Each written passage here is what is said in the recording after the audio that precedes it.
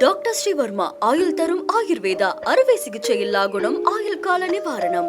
Branch express courier private limited domestic international cargo உங்கள் இல்லம் தேடி வந்து கொரியர் புக்கிங் டெலிவரி செய்து தரப்படும்.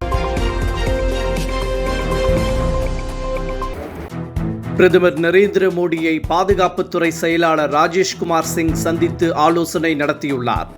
எல்லையில் நிலவும் சூழல் குறித்து இருவரும் ஆலோசித்திருக்கலாம் என தகவல் வெளியாகியுள்ளது. பஹல்காம் தாக்குதலை தொடர்ந்து பாகிஸ்தானுக்கு இந்தியா பல்வேறு வகையில் பதிலடி கொடுத்து வருகிறது. பாதுகாப்புத்துறை அமைச்சர், முப்படையின் தளபதிகள் என பல்வேறு கட்டங்களாக பிரதமர் தொடர்ந்து ஆலோசனையை நடத்தி வருகிறார்.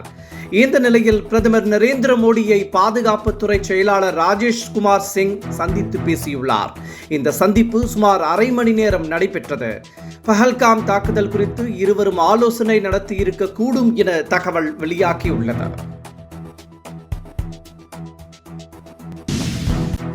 குடியரசுத் தலைவர் திரௌபதி முர்மு வரும் 18 மற்றும் 19ஆம் தேதிகளில் சபரிமலை வருகிறார். இதனையொட்டி பலத்த பாதுகாப்பு ஏற்பாடுகள் செய்யப்பட உள்ளன. முன்னெச்சரிக்கை நடவடிக்கையாக பக்தர்களுக்கான ஆன்லைன் முன்பதிவு ரத்து செய்யப்படுகிறது.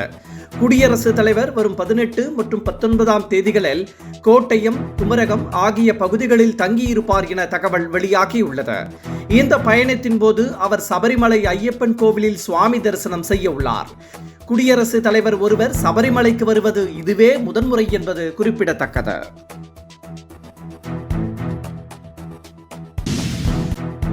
மார்க்சின் சிந்தனைகள் மானிட சமூகத்திற்கு என்றும் ஒளி வழங்கட்டும் என முதலமைச்சர் மு.க. ஸ்டாலின் தெரிவித்துள்ளார். காரல் மார்க்சின் பிறந்த நாளையொட்டி முதலமைச்சர் மு.க. ஸ்டாலின் தனது எக்ஸ் தளத்தில் வெளியிட்டுள்ள பதிவில், சமத்துவ உலகை கட்டமைப்பதற்கான பொது உடைமை கருத்தியலை வழங்கிய காரல் மார்க்சின் பிறந்த நாளில் எல்லோருக்கும் எல்லாம் என்ற லட்சிய பயணத்தில் வென்றிட உறுதி கொள்வோம் என தெரிவித்துள்ளார். உழைப்போருக்கு உறுதுணையான மார்க்சின் சிந்தனையை எடுத்து இயம்பிட கன்னிமாரா நூலக நுழைவாயிலில் அவரது திருவுருவச் சிலையினை நிறுவுவதற்கான இடத்தை தானே நேரில் சென்று ஆய்வு செய்து சிலை அமைப்பதற்கான பணிகள் நடைபெற்று வருவதாகவும் முதலமைச்சர் குறிப்பிட்டுள்ளார். சிலையாக எழுந்து நிற்க உள்ள மாமனிதர் மார்க்சின் சிந்தனைகள் மானிட சமூகத்திற்கு என்றும் ஒளி வழங்கட்டும் என்றும் முதலமைச்சர் மு.க. ஸ்டாலின் தனது எக்ஸ் தளத்தில் பதிவிட்டுள்ளார். மதுரையில் செய்தி சேகரிக்க சென்ற செய்தியாளர்கள் குழு மீது நடிகர் விஜயின் பவுன்சர்கள் அத்துமீறிய சம்பவம் பரபரப்பை ஏற்படுத்தியுள்ளது. ஜனநாயகன் படப்பிடிப்பிற்காக நடிகர் விஜய் கடந்த 1ஆம் தேதி கொடைக்கானல் செல்வதற்காக மதுரை விமான நிலையம் வந்தார். இந்த செய்தி காலையில் இருந்து பரவியதாலும் அன்றைய தினம் விடுமுறை தினம் என்பதாலும் மதுரை விமான நிலையத்திற்கு ஏராளமான விஜய் ரசிகர்கள் குவிந்ததால் தள்ளுமுள்ளு ஏற்பட்டது. அனுமதியின்றி விஜய் ரோட் ஷோ நடத்தியதாக புகார் எழுந்தது. இந்த நிலையில் கொடைக்கானலில் ஷூட்டிங் முடித்துவிட்டு திரும்பிய விஜய் மதுரை விமான நிலையம் வந்தபோது ரசிகர்களின் பட்டாளம் காணப்படவில்லை என்றாலும் நடிகர் விஜயின் பவுன்சர்கள் செய்தியாளர்களிடம் கடுமையாக நடந்து கொண்டனர். செய்தி சேகரிக்க சென்ற செய்தியாளர்கள் மற்றும் கேமராமேன்களிடம் அவர்கள் அத்துமீறி நடந்து கொண்டனர். கூட்டமே இல்லாத சூழலில் செய்தியாளர்கள் குழுவிடம் அவர்கள் அத்துமீறியதால் பரபரப்பு நிலவியது.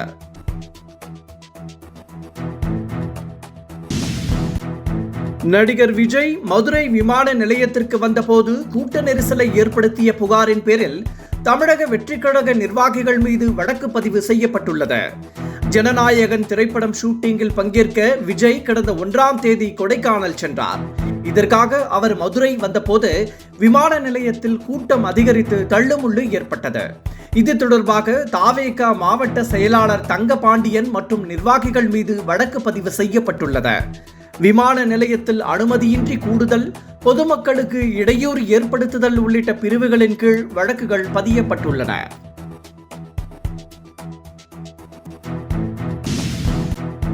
வக்ஃப் வாரிய திருத்தச் சட்டத்தை செயல்படுத்த விதிக்கப்பட்ட தடை அடுத்த விசாரணை வரை தொடரும் என உச்சநீதிமன்றம் அதிரடியாக உத்தரவிட்டுள்ளது. வக்ஃப் வாரியங்களில் முஸ்லிம்கள் அல்லாதவர்கள் இடம்பெறும் வகையில் சட்ட திருத்தத்தை மத்திய அரசு கொண்டு வந்தது. இதற்கு எதிர்க்கட்சிகள் கடும் கண்டனம் தெரிவித்தன.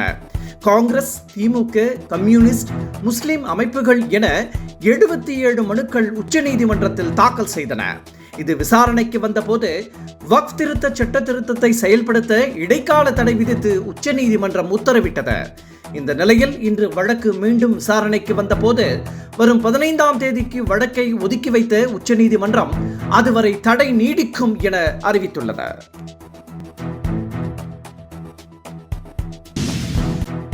மகளிர் சுய உதவி குழுக்களுக்கான அடையாள அட்டை வழங்கும் பணியை அடுத்த 9 மாதங்களில் முடிக்க வேண்டும் என இலக்கு நிர்ணயிக்கப்பட்டுள்ளது.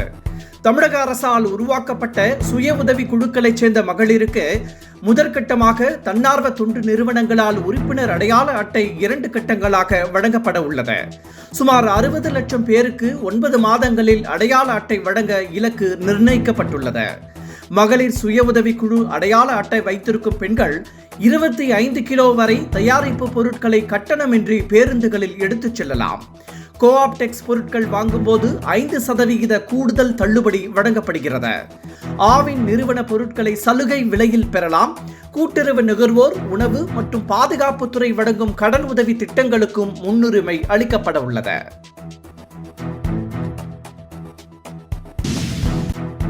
மதுரை ஆதீனத்திற்கு மனநல பாதிப்பு ஏற்பட்டிருப்பது போல் தெரிவதாக இந்து மக்கள் கட்சி கவலை தெரிவித்துள்ளது. தன் மீது தாக்குதல் நடத்த சதி நடப்பதாக அவர் பேசியது சமூகத்தில் குழப்பத்தை விளைவிக்கும் செயல் போல் உள்ளது என இந்து மக்கள் கட்சி கண்டனம் தெரிவித்துள்ளது. மதுரை ஆதீனம் சொத்துக்களை பாதுகாக்க அவரை அரசு பதவி நீக்கம் செய்ய வேண்டும் என்றும் இந்து மக்கள் கட்சி வலியுறுத்தியுள்ளது. ஹிந்தியை முன்னால் அனுப்பிவிட்டு பின்னால் சமஸ்கிருதத்திற்கு மணி கட்டுவதுதான் தேசிய கல்விக் கொள்கை என அமைச்சர் அன்பில் மகேஷ் பொய்யாமொழி விமர்சனம் செய்துள்ளார். சமஸ்கிருதத்தை தூணாக கொண்ட இந்திய அறிவு முறைக்கு தேசிய கல்விக் கொள்கை முக்கியத்துவம் அளிப்பதாக அமித்ஷா கூறியிருந்தார். இதற்கு பதிலடி கொடுத்துள்ள அமைச்சர் அன்பில் மகேஷ், வர்ணாசிரமத்தை உயர்த்தி பிடிக்கும் தேசிய கல்விக் கொள்கை தங்களுக்கு வேண்டாம் என தெரிவித்துள்ளார்.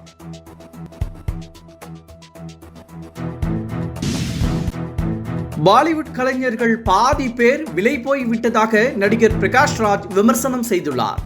இது தொடர்பாக அண்மையில் அவர் அளித்த பேட்டியில், பாலிவுட்டில் 50% நடிகர்கள் விலை போய் விட்டதாகவும் பாதி பேர் கருத்துக்களை வெளியிட அஞ்சுகிறார்கள் என்றும் அவர்களின் பலர் தனது நண்பர்கள் என்றும் பிரகாஷ் ராஜ் கூறியுள்ளார். வரலாறு அவர்களை மன்னிக்காது என்றும் அவர் எச்சரித்துள்ளார்.